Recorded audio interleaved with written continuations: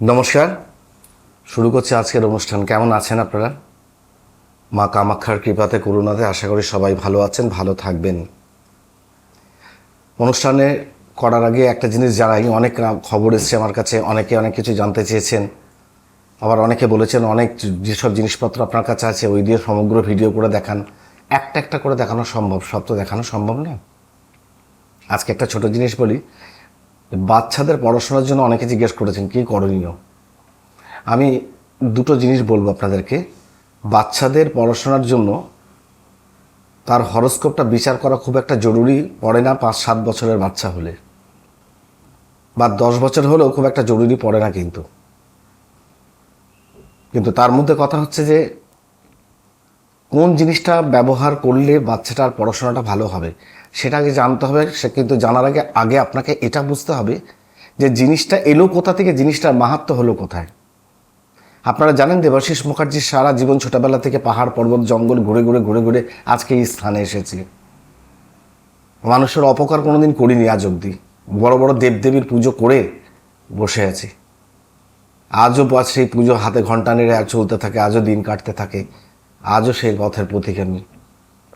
যাই হোক, যে আপনার নাম শুনেছেন কেদারনাথ, বদ্রীনাথের পরে কিন্তু তিব্বতের বর্ডার আছে, ওখানে সরস্বতী নদী আছে।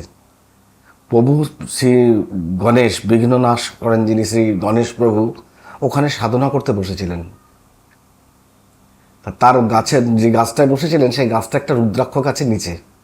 কিন্তু সরস্বতী নদীর জলের এত আওয়াজ যে উনি সাধনা করছেন তার পাশে, মানে আর আওয়াজে উনি করতে পারছিলেন না, আওয়াজে মানে ব্যতিব্যস্ত হচ্ছিলেন। এখন আপনি বাড়িতে পড়াশোনা করছেন, পাশে যদি একটা টেপ রেকর্ড বাজে আপনি যেমন ব্যতিব্যস্ত হবেন, ঠিক তেমনই প্রভু গণেশ কিন্তু ব্যতিব্যস্ত হচ্ছিলেন। অনেকবার বারণ করলেন যে সরস্বতী তুমি ধীরে প্রবাহিত হও। সরস্বতী ব্যঙ্গ করলো, ব্যঙ্গ করে আরও উচ্ছ্বাস বাড়িয়ে দিল, আরও জলোচ্ছ্বাস বাড়িয়ে দিল। প্রভু গণেশ তখন আরাধনায় মগ্ন হয়েছেন, হয়ে যখন দেখছে সরস্বতী শুনবে না, তখন সেই মুহূর্তে সরস্বতীকে অভিশাপ্ত করলেন, অভিশাপ দিলেন, তুমি আজকে থেকে মাটির তলা থেকে প্রবাহিত হয়ে গিয়ে আলোকনন্দাতে গিয়ে মিশবে।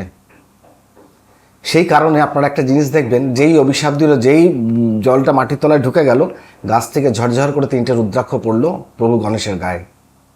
প্রভু যে সাধনা করছিলেন সে সাধনা হচ্ছে সর্ববিদ্যার সাধনা। এবার আজ অব্দি আপনারা কি কোথাও সরস্বতী নদী খুঁজে পেয়েছেন? শাস্ত্রে আছে, কিন্তু খুঁজে কি পেয়েছেন সরস্বতী নদী? না, পাওয়া যায়নি। হঠাৎ সে 3টে যে রুদ্রাক্ষ পড়লো, প্রভু গণেশের সাধনা চলতে থাকলো, সিদ্ধলাভ করলেন। আর সরস্বতী নদীকে আপনারা আজও খুঁজে পেলেন না। মাটির তলা থেকে এসে প্রবাহিত হলো, এসে আলোকনন্দা ভাগীরথীতে মিশলো, যেখানে ঋষিকেশে আলোকনন্দা গঙ্গা আর যমুনা মিশেছে, তার সঙ্গে সরস্বতী মিশেছে। সেই রুদ্রাক্ষ যেটা পড়লো সেটার নাম হচ্ছে গণেশমুখী রুদ্রাক্ষ। দেখুন, বাজারে অনেক পাওয়া যায়, কিন্তু যদি রিয়েল রুদ্রাক্ষ আপনি যদি রিয়েলভাবে যেভাবে বলে দেওয়া হবে ওইভাবে যদি পড়ান, সহস্র ছাত্রছাত্রীর একাগ্রতা বেড়েছে। আমি জানি আপনারা ধর্মীয় মানুষ, ধর্মের জিনিস পড়ালে আশা করি এতে মানে উপকারটা খুব বেশি পাবেন। তারপরে আরেকটা রয়েছে নীল সরস্বতী যন্ত্রম। নীল সরস্বতী যন্ত্রম সময় সাপেক্ষর ব্যাপার, বললেই সঙ্গে সঙ্গে পাওয়া যায় না। এমনিতেও আমার কাছে যারা আসেন আমি সঙ্গে সঙ্গে কিছু করে দিতে পারি না, সময় দিতে হয় আমাকে। তার কারণ প্রত্যেকটা পুজো মানে শুধু একটা হোম করে ছেড়ে দিলে পুজো হয় না। প্রথমে মায়ের পুজোটা ভালো করে করতে হয়, তারপর মায়ের ভোগটা ঠিকভাবে নিবেদন করতে হয়, তারপরে মায়ের কী কী কর্ম আছে, যে হোম যজ্ঞ সমাপন করে তার যে জপটা, এক একটা দেবীর এক একটা নিয়ম, কারোর 25,000, কারোর 1,00,000, কারোর 70,000, কারোর 75,000, কারোর 80,000, কারোর 40,000। এই জপটা সমাপ্ত না করলে সেই যন্ত্রমের প্রাণ প্রতিষ্ঠা হয় না। সেই কারণে ইনস্ট্যান্টে আমি দিতে পারি না, সময় লাগে বানাতে।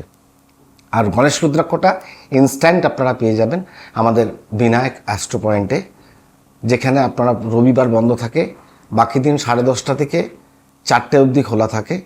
আপনারা আসতে পারেন, এসে দেখে শুনে নিয়ে যাবেন। আর এখন যে সময়টা চলছে, হয়তো কখনো বর্ষাকাল কখনো শীতকাল, এরকম একটা সিজন চলছে, খোলা থাকে 6টা অবধি। কিন্তু যেদিন আসবেন আপনারা আগে একটু ফোন করে নেবেন, ব্যাক অফিস থেকে ওরা বলে দেবে আমরা আছি। হঠাৎ করে 4টের পরে বন্ধ হয়ে গেলে চলে এলেন ফিরে যাবেন, সেটা আমাদের কামনা নয়। অনেক দূর থেকে অনুষ্ঠানটা দেখছেন, ভাবছেন আমারও তো ছেলে আছে, আমি যদি একটা রুদ্রাক্ষ নিই। হ্যাঁ, নিতে পারেন। রুদ্রাক্ষের যে দামটা আপনাকে পে করতে হবে, plus extra courier service charge আপনাকে দিতে হবে। তারপর আপনি যখন ফোন করবেন আপনাকে সমস্ত বলে দেবে কীভাবে আপনি পেমেন্ট করবেন। দেখুন এই নিচে 3টে ব্যাঙ্ক অ্যাকাউন্ট নাম্বার যাচ্ছে, state bank of India, Axis bank, Punjab national bank. এখানেও দিতে পারেন, বা আপনারা কিউআর কোড পাঠিয়ে দিলে গুগল পে, ফোনপে, যা ইচ্ছা যেভাবে ইচ্ছা আপনারা করতে পারেন। এইভাবে করলে কী হবে, আপনাদের নাম ঠিকানা সমস্ত কীভাবে দেবেন সব গুছিয়ে বলে দেওয়া হবে। আই হোপ, মানে আমার ভিতর থেকে আমি আশা করি যে যদি আমার দ্বারা একটা ছাত্রের জীবন উন্নতি হয় তো আমি নিজেকে ধন্য মনে করব। এতদিন করে এসেছি সমস্ত জায়গাতে, যেমন কত জায়গায় যেখানে যেখানে বসি আমি, তখন আপনাকে এখানে এই চ্যানেলের মাধ্যমে বলে দেওয়া হবে কোথায় কখন বসছি। যেমন গুয়াহাটিতে আমি নিয়মিত বসি দিল্লিতে, নিয়মিত বসি মুম্বাইতে। গুয়াহাটি, দিল্লি, মুম্বাই আমি নিয়মিত বসি, এবং কখন কোথায় সেটা আমাকে অফিসে ফোন করবেন, ব্যাক অফিসে। কেন আমাকে ফোন করবেন না, কারণ আমি ফোন অতটা ইউজ করার সময় পাই না, ফোনে আমাকে পাওয়া সম্ভব নয়।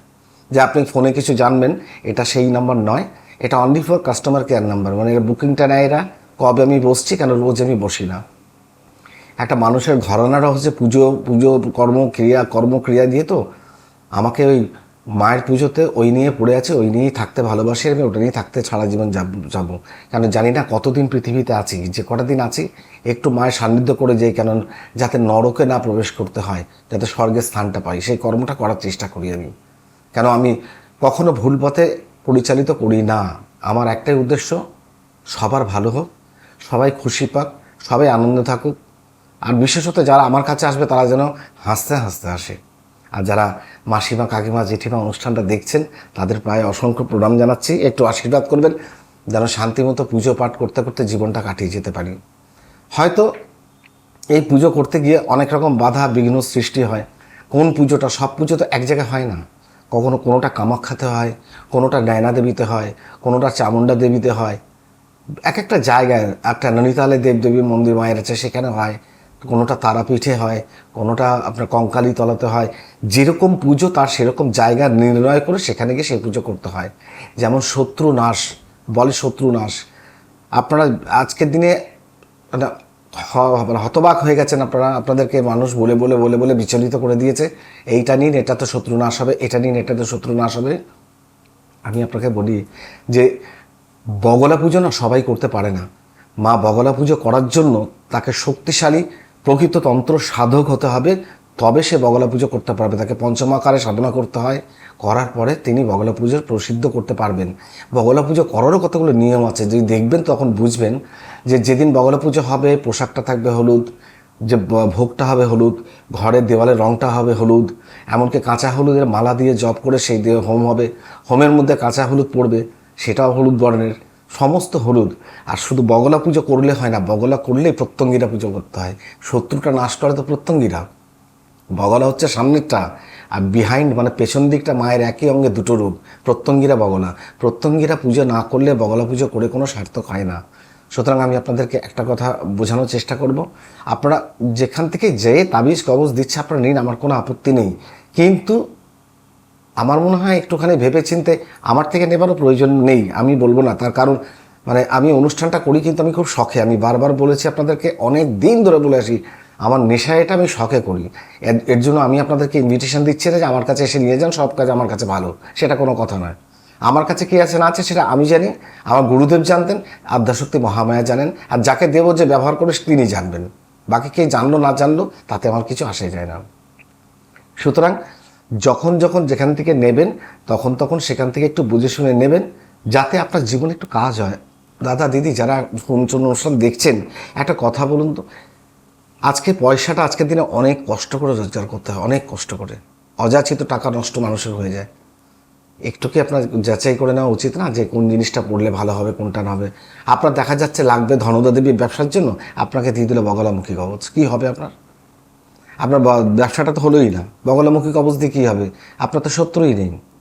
আবার দেখা গেল আপনার রাহু মঙ্গলের ভাগ্যস্থান 9th হাউসে, হরোস্কোপে রাহু মঙ্গল বারংবার বিপদ আসছে, তো আপনাকে সেখানে বলে দিলে একটা বগলা পুজো করে পড়ে থাকুন, তা কী করে হবে? তাহলে রাহুটার কী হবে? রাহুটাতে তার তো ব্যবস্থা করতে হবে। আর আমি তো পাথর বিক্রি করি না, কেন আপনি যে পাথরের সলিউশন দেবো। সো আমি একটাই কথা বলবো যে আপনারা যেখান থেকে ইচ্ছা নিন, দেখে শুনে নেবেন। আর বিনায়ক অ্যাস্ট্রো পয়েন্ট আপনাদের সেবার্থে সবসময় খোলা। আর এখন আগের অনুষ্ঠানে বলেছি, এখন 20% সব জিনিসে ছাড় চলছে। এবার আপনারা যেভাবে ইচ্ছা দেখে শুনে নিতে পারেন, সেটা আপনি শিবলিঙ্গ নিন বা পারদের শিবলিঙ্গ নিন, অ্যান্টি পিরামিড নিন, হাই পিরামিড নিন, যে কোনো জিনিস নেবেন তাতে 20% ছাড় চলছে। প্রচুর ভিড় হচ্ছে এখন, সুতরাং আপনার টাইমে এসে জিনিসগুলো গ্রহণ করবেন। আর যারা দূর থেকে দেখছেন, বলে দিলেন ব্যাক অফিসে ফোন করবেন, ফোন নাম্বারে তারা বলে দেবে কীভাবে আপনার কী করতে হবে। তবে আজকে আর বেশি কথা বলবো না, আজ আসছি, ফিরে ফিরে আবার দেখা হবে দেবাশিস মুখার্জির সাথে। একটু ভালো থাকুন সবাই, আমরা একটু ভালো থাকি, আর যেন একে অপরের সঙ্গে দেখা করার সুযোগ আমরা পাই। আজকে আসছি, নমস্কার, ভালো থাকবেন।